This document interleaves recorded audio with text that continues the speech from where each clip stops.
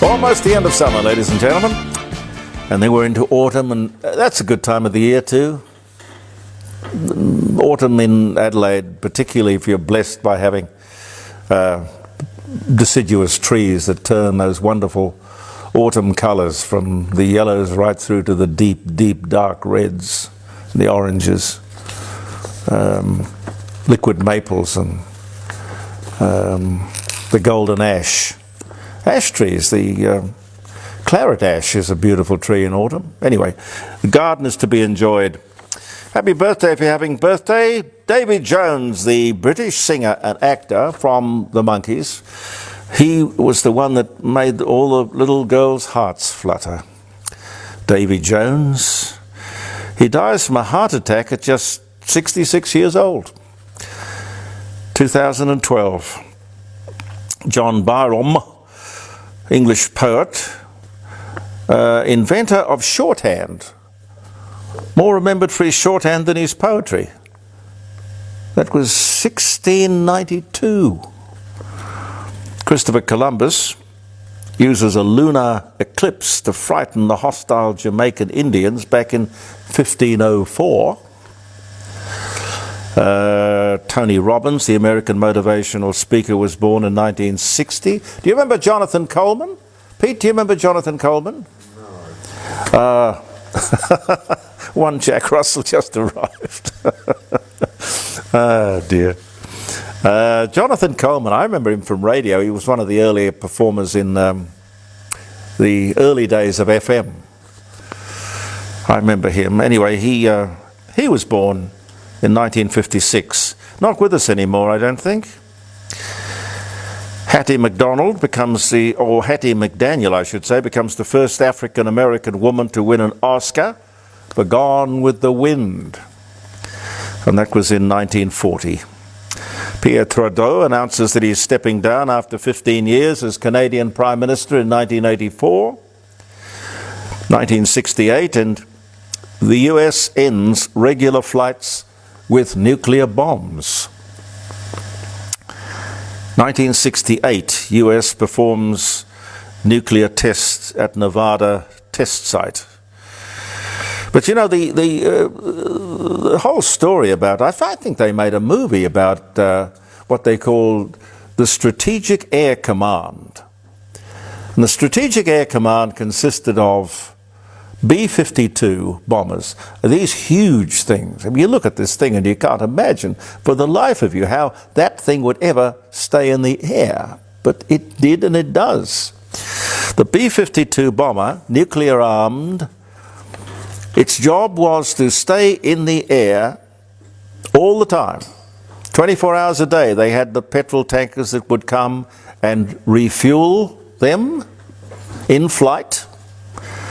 But the strategy behind it was that if America became a nuclear target and was under attack, that they would have some retaliation at their disposal.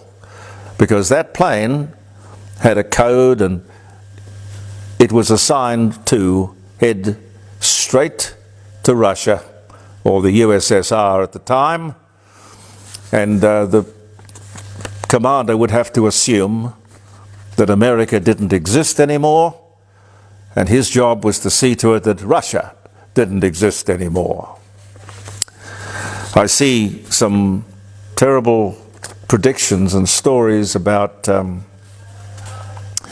various people who are convinced that we're not too far away from World War III.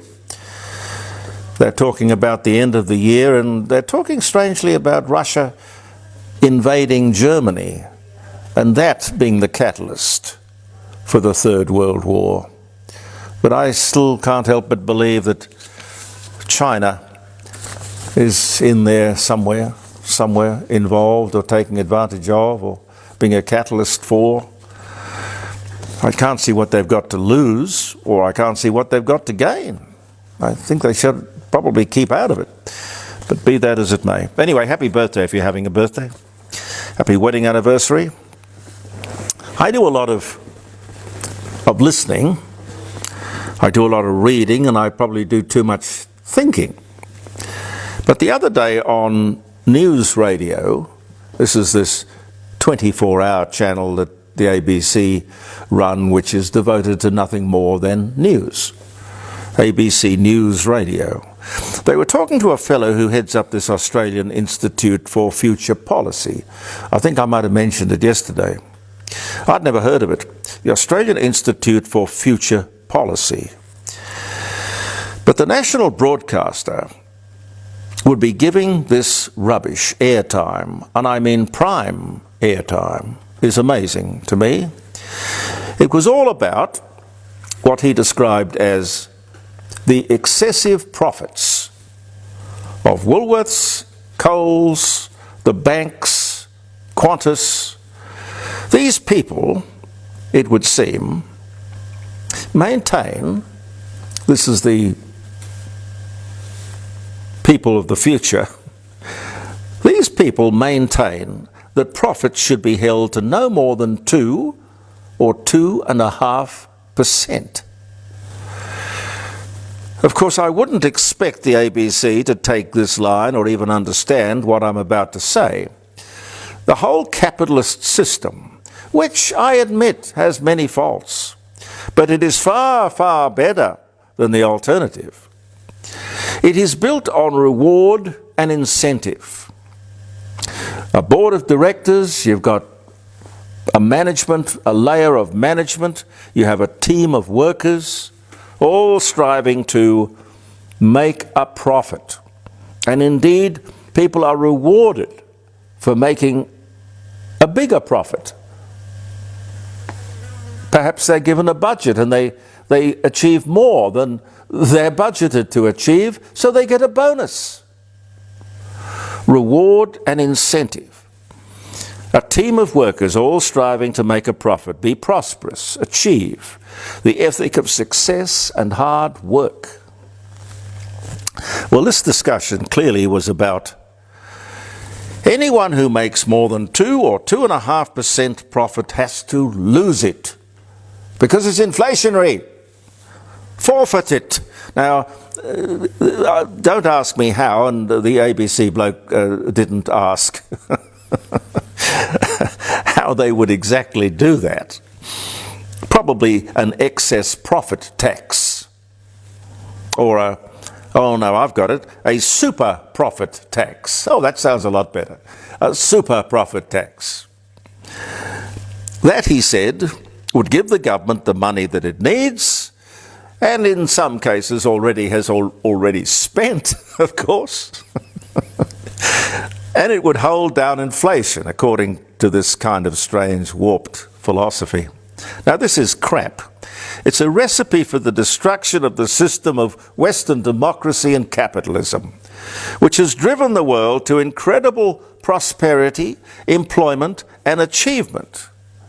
Even the communist Chinese recognize this and practice their own form of capitalism. And I repeat, of course it has faults. Capitalism, I mean. Of course it does. But these idiots think that people would strive and work their butts off and do it all simply to hand the money over to a profligate, wasteful government. True madness. True madness.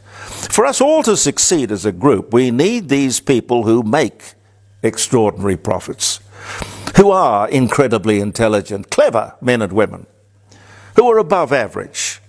All this claptrap is designed to create some kind of grey, pointless mediocrity, some awful North Korea or Cuba. Please don't call me an alarmist, but this is where I think they are heading us, pushing us. No one is allowed to run faster, be smarter, hard. No one is allowed to work too hard. No one is allowed to earn more money. What do you do with somebody who is super intelligent? How do you handicap him? Cut off his head? Chop off his hands? I don't get it. Now, I'm not saying that we should shut these people up. these people, what are the Australian Institute for Future Policy. Everyone is entitled to a view. In my opinion, everyone should be heard. As Voltaire said, I disagree with what you say, but I will fight to the death for your right to say it. But when the national broadcaster does not call it out for what it obviously is, or closely question such rubbish as they should any flat earth argument, ladies and gentlemen, we are in truly dangerous times. We must never forget that our system is based on reward and incentive, and not fear and force. But the way we're going, I mean, you can see the fear, can't you? You can see the intimidation. You can't say that. You can't read that. Enid Blyton, Biggles, come on, Roald Dahl. You can't read that. You can't see that. You can't even think that. Or you'll be sacked. Or you'll be isolated or ostracized. You'll be humiliated, shut down. You can see all of this is going on. But what I can't understand and what I can't see is who's behind it. Who is driving it? It can't just be spontaneous. I don't believe that for a minute.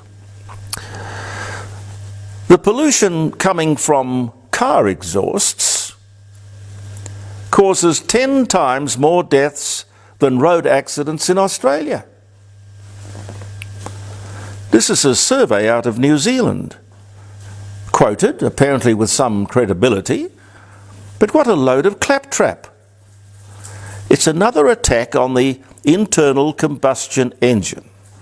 They just simply want to get us into electric cars.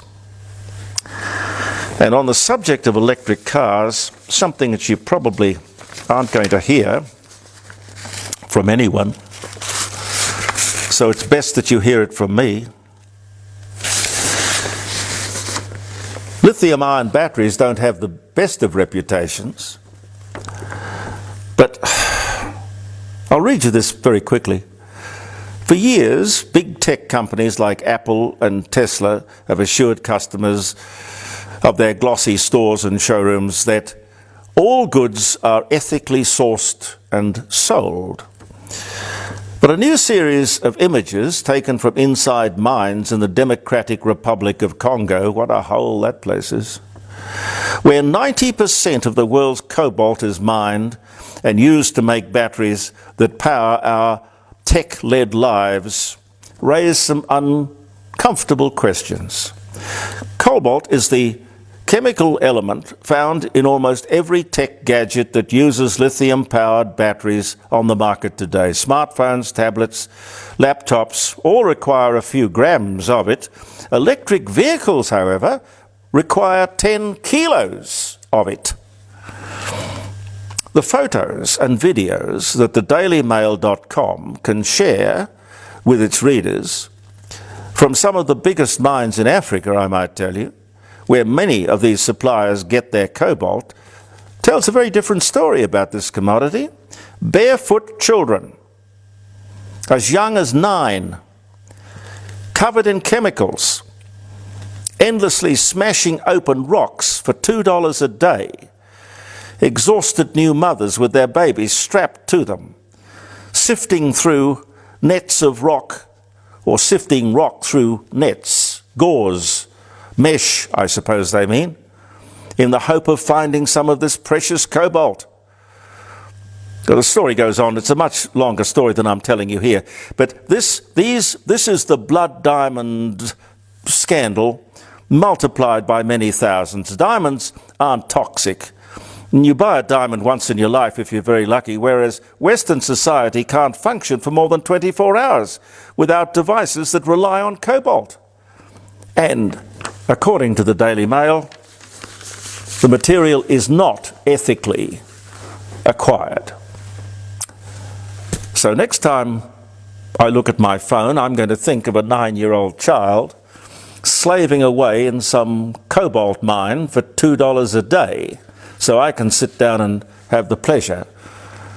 And I guess that camera, Pete, that camera would probably have, well, it does have a lithium-ion battery in it, doesn't it? So every time somebody tries to get me out of one of my old cars, telling me I'm offending humanity and destroying the atmosphere, I will think about that story. And it's one, you see, that the media doesn't want to tell you. But you will hear stuff like that in the court of public opinion. I'm Jeremy Cordo. Believe in yourself. We'll talk tomorrow. Thank you for viewing. Pete and I will be back. Bye for now.